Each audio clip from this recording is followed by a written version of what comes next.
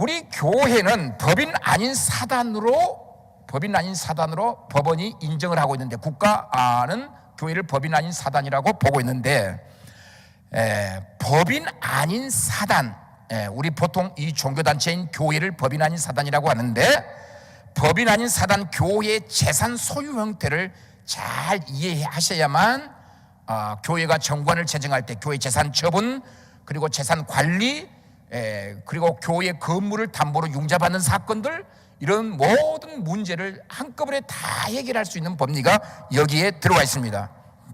보통 소유권은 본인의 이름으로 재산을 매입해 가지고 등기를 할 때 그건 개인 소유입니다. 개인에게 사용 수익 처분권이 있습니다. 그건 개인 소유물입니다. 그런데 우리 민법에 보면 공동 소유 개념이 있습니다. 자, 공동 소유 개념. 이 시간에 공동 소유 개념을 말해야 되냐면, 교회 재산의 소유 형태를 이해하기 위해서는 우리 민법에서 공동 소유 제도를 이해하셔야 됩니다. 이게 이해 못하면 곤란해집니다. 자, 질문을 드립니다. 교회 재산의 주인은 누굽니까? 교회 재산의 주인. 예? 교회 재산의 주인이, 적어도 우리 대경 노예는 이런 답변이 나오면 안 되는데, 교회 재산의 주인이 누구냐고 물으니까 교인이래요. 교회 재산의 주인 누굽니까? 그러지 마. 누구십니까? 하나님. 헌금으로 모아져서 재산이 형성되니까 헌금을 드릴 때 하나님 앞에 드리잖아요. 그러니까 교회 재산, 헌금으로 이루어진 교회 재산의 소유권은 누구에게 있습니까? 하나님. 법원에 가가지고 목사님이 재판장 앞에서, 판사님, 교회 재산이 어떻게 교인들입니까? 하나님입니다. 우리 교리적으로 하나님 앞에 헌금을 드리기 때문에 이 재산은, 헌금으로 모아진 재산은 하나님 소유입니다. 그러니까 판사님이, 목사님 그럼 교회 가서 이야기하시고요, 실제적으로 국가 안에 존재한다고 했죠. 국가실정법은 교회 재산의 주인이 누군가를 먼저 확인합니다. 교회 재산의 주인은 누굽니까? 교회 재산의 주인, 소유권자가 누굽니까? 교회 재산의 소유권자. 이럴 때는 객관식으로 하면 좋아요. 첫째, 담임 목사님 것이다. 두 번째, 당의 것이다. 세 번째, 공동의 교인들의 것이다. 공동의 교인들의 소유다. 몇 번입니까? 3번이요? 3번이 뭔데요? 교회 재산의 소유권자들은 교인들이다. 주인이 교인들이다. 그러면 교인들의 공동재산, 그래야 되겠죠? 우리 민법에서는요, 공동 소유재산의 개념이 세 가지가 있어요. 첫 번째, 공유. A라는 사람과 B라는 사람이 공동 출자하여 부동산을 매입하여 두 사람 명의로 등기했을 때 두 사람에게 지분권이 있어요. 각자 지분권이 있기 때문에 각자 지분대로 양도할 수 있는, 처분할 수 있는 권한이 있습니다. 권리가 있습니다. 이런 종류의 공동재산을, 소유재산을 뭐라고 한다고요? 공유라고 합니다. 그런데 공동 소유재산 가운데 두 번째로 주택조합과 같은 공동 소유재산이 있습니다. 여러분, 주택조합 아파트 입주하시면 개인 명의로는 등기됩니다. 개인 명의로 사용할 수 있고 처분할 수도 있습니다. 그런데 주택조합과 같은 공동재산은 처분할 때는 임의로 처분 못합니다. 그 주택조합의 총의 결의가 있어야 처분합니다. 그런 종류의 공동 소유재산을 뭐라고 한다고요? 자, 화면 비춰주세요. 하면 그런 소유 개념을 합유라고 합니다. 합유. 그런데 공동재산이기는 공동재산인데 개인에게 지분권이 없어요. 지분권이 없기 때문에 양도를 못해요. 자, 공동 소유재산인데 개인의 지분권이 인정이 안 됩니다. 인정이 안 되기 때문에 처분을 못해요. 그러나 그 재산을 사용할 수는 있어요. 이런 개념의 공동 소유재산을 뭐라고요? 총유. 세 종류의 공동 소유재산 개념이 있는데, 자, 여기서 질문입니다. 교회 재산은 교인들의 공동 재산이면 공유, 합유, 총유 중에 어떤 개념의 공동 소유 재산일 것 같습니까? 총유 맞습니까? 누가 총유라래요? 교회 재산을 누가 총유라래요? 총유입니까? 총유일 것 같습니까? 대법원에서는요 70년대까지는 교회 재산을 합유라고 했습니다. 합유. 80년대부터 지금 현재까지 교회 재산을 총유라고 판단합니다. 그러니까 교회 재산은 교인들의 공동 재산인데 어떤 성격의 공동 재산이요? 개인의 지분권이 없고, 그 다음에 개인 지분권이 없기 때문에 개인이 양도할 수도 없고, 그러나 그 예배당, 그 건물을 사용할 수는 있어요. 그 단체가 처분을 결의할 때 의결권을 행사할 수 있는 공동 소유 개념의 재산을 총유라래요. 그래서 대법원은 우리 교회 재산을 총유라고 한다. 그래서 모든 교회 분쟁의 판결문에 보면 비법인 사단으로서 교회는 총유권을 가진 교인들에 의하여 재산이 정당하게 처분되었고 집행되었는가? 법원은 그거 하나 봅니다. 자, 민법 275조 그 보십시오. 민법 275조 이건 정확하게 이해하셔야 합니다. 민법에 보니까 이런 규정이 있어요. 이제 교회는 분명히 제가 말씀드렸죠. 전제로 비법인 사단, 법인 아닌 사단이라고 했다. 그 다음에 교회 재산의 성격을 총이라고 했습니다.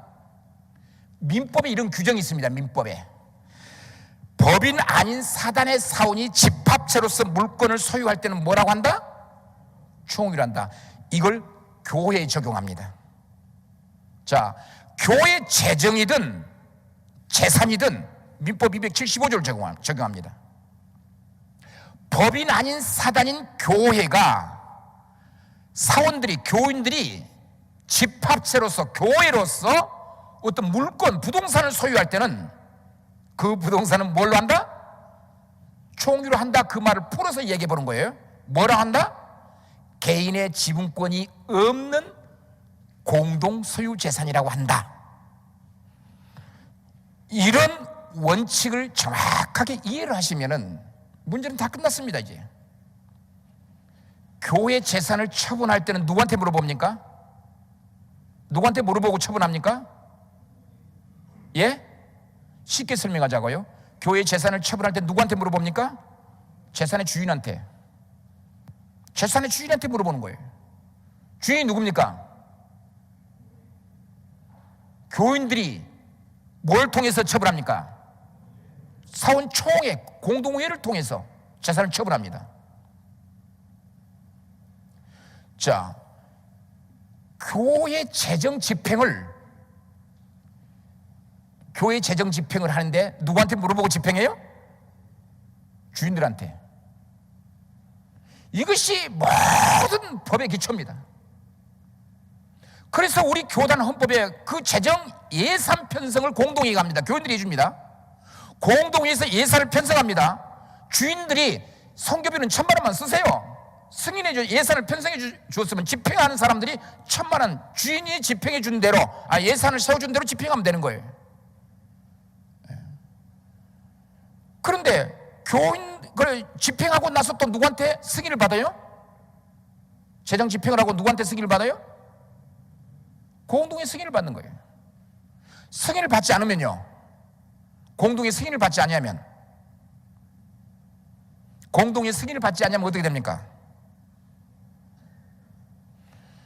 우리 한국 개신교회, 우리 합동 측의 모든 분쟁을 보면요, 상당한 부분 이 문제에 얻어 걸려 있어요. 어떤 목사님이, 저 이리에서 있는 사건입니다. 어떤 목사님이 어떤 교회가 한 2,000명 모인 교회인데 그건 예산이 없습니다. 공동에서 승인을 안 해줘요. 그냥 담임 목사님과 재정부장이, 위원장인 장로님하고 의논해서 재정 집행하는 거예요. 그래서 옆에 계신 한 장로님이 그걸 고발해버린 거예요. 횡령 배임죄로 고발해버린 거예요. 임의로 지출했다, 집행했다. 그래가지고 이 사건이 대법원까지 4년 걸렸어요. 4년 동안 목사님이 재판받았어요. 검찰이 또 이걸 기소를 했네요. 그런데 대법원에서는, 고등법원과 대법원에서는 이런 판결문이 나왔어요. 이제 여러분이 해독해 보십시오. 비법인 사단인 교회가 총유권자들의 의도대로 재정을 집행했고, 총유권자들이 그 재정 집행을 후에 추인 결의를 해줬다고 한다면, 후에 승인을 해줬다고 한다면 이건 배임죄, 횡령죄에 해당된다 안 된다? 된다 안 된다? 이제 다 박사님들이 되셨네. 그래서 고발 사건이 패소해버리는 사건이 있습니다. 법리가 그럽니다. 법리가 공동에서 예산 편성해 주지 않았음에도 불구하고 담임 목사님과 재정위원장이 집행했다는 거예요. 집행하고 나서 재직회 통과보고 승인받고 공동의 연말 결산 때 승인을 받았다고 한다면 판결문이 이렇게 나와요. 비법인 사단인 교회가 총유권자들에 의하여 결산 승인을 보았다고 한다면, 그 말은 뭐예요? 주인들 재산의 공동 소유권을 가진 교인들이 공동회의를 통하여 결산을 승인해 줬다고 한다면 배임 횡령죄에 해당된다 안 된다? 안 된다. 계속 그런 판결이 지금 나오고 있어요. 그래서 10억, 20억을 목사님이 임의로 지출을 했는데 공동회 결산 승인을 2년 동안 보지 않았다는 이유로 횡령죄로 판정받아 교도소에 갔다 온 목사님 계시죠? 서울의 어떤 교회? 누가 그랬어요? 제자교회라고. 그 문제입니다. 그 문제. 집행을 했으면 공동의 승인을 받다고 한다면, 법리가 그렇게 나오잖아요. 공동의 승인을 받지 않고 임의로 쓰면 횡령죄 돼버립니다. 왜? 교회 재정과 재산의 주인은 공동 소유 개념, 교인들의 총유, 그 법리 때문에 그렇습니다. 그러면 문제는 간단합니다. 총유권자들에게 물어보면 되는 겁니다. 총유권자들이 규정 만들어주면 됩니다. 법원은 자치법규를 그대로 뭐한다? 인정해준다. 대한민국 헌법과 각종 법률을 위반하지 않았다고 한다면, 왜냐하면 내가 법원에 소송을 제기했다는 이유로 나를 면직을 시켰어요? 그럼 그 면직이 무효사유가 되는 거예요. 왜냐하면 국민은 국가를 상대로 재판받을 권리가 있습니다. 청구권이 있습니다. 국민의 기본권입니다. 교회 정관에다가 소송을 제기한 자는 면직하기로 하다라고 하는 그 규정들은 효력이 있다 없다? 강행법규를 위반했다 그 말이에요. 그건. 그러니까 정관도 잘 만드셔야 돼요. 그래서 공동 소유 개념, 비법인 사단, 총유권, 이것만 잘 이해를 하셔가지고 정관 작업을 진행하면은 모든 문제가 해결됩니다. 다음 넘어갑니다. 자, 그 총유물은 자, 1번 보세요. 민법 276조에 총유물의 관리 및 처분은 사원총회 결의에 의한다. 해석을 하십시오. 우리 목사님들 장로님께서 이 부분. 총유물의 관리 및 처분은, 총유물은 교회 공동재산, 교인들의 공동재산은 당연히 처분하고 관리하는 것은 어디서 한다? 규정. 사원총회가 뭐예요? 교회로 보면은 공동회 결의로 한다. 공동회 결의면 끝납니다. 자, 각 사원은, 교인은 정관 기타의 규약에 쫓아 총유물을 사용 수익할 수 있다. 지분권은 없지만 예배당을 사용할 권리가 있습니다. 사용할 권리가 있다고 해서 아무렇게나 사용하면 안 된다는 거예요. 본당에서 11시 예배 드리는데 교육관에서 집단적으로 분리예배를 드려요. 왜?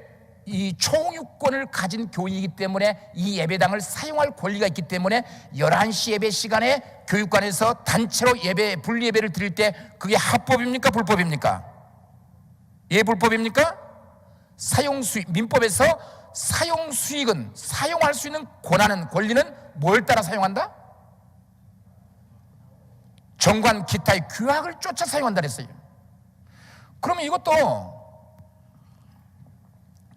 이런 법리가 있기 때문에 우리 교회 자치법규 정관에다가 11시에 본당 예배에서, 이제 11시에 본당에서 예배를 드릴 때 교육관에서 별도의 예배를 드린 자들은 교인 지위가 자동 박탈된다. 정관에 넣어버리면 법원에 갈 필요 없어요. 자동 박탈된다 규정을 넣어놔버린 거예요. 왜? 정관에 따라 사용하는 거예요. 총유물은 교회 정관에 따라 예배를 드린 거예요. 그러니까 11시에 공식 11시 예배는 대단히 중요한 겁니다.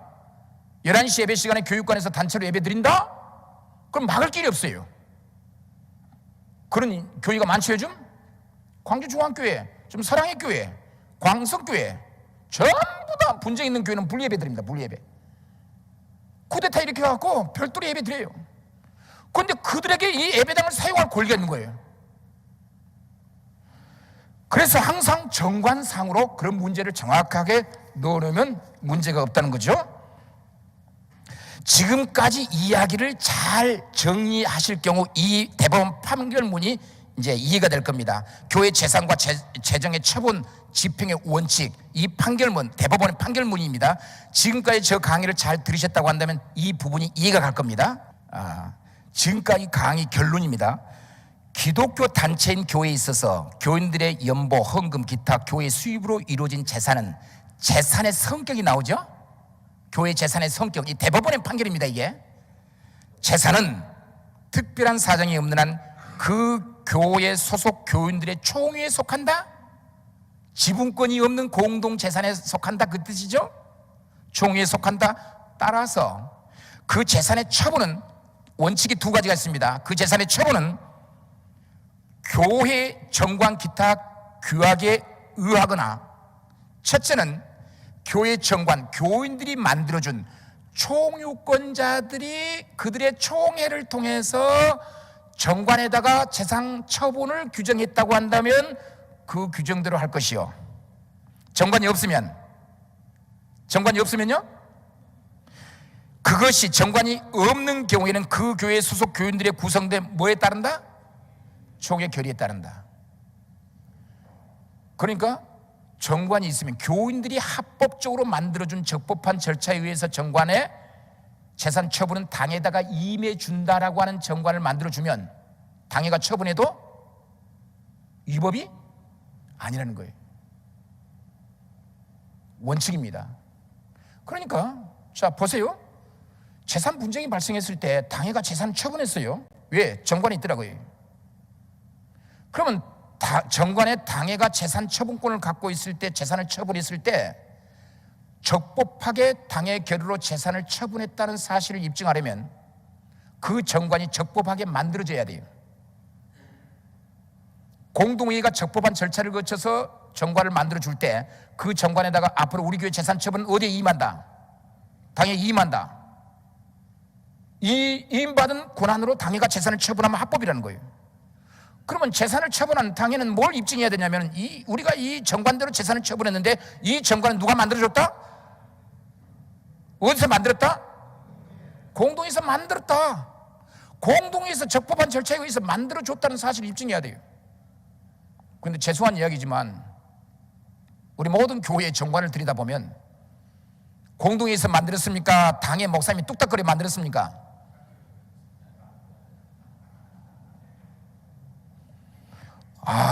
이거 심각합니다. 자, 그 다음 화면 보세요. 이제 좀 이따 설명하겠습니다. 법원도 존중한다 그 뜻입니다. 법원도 이를 존중한다. 교회 정관을 법원도 존중한다.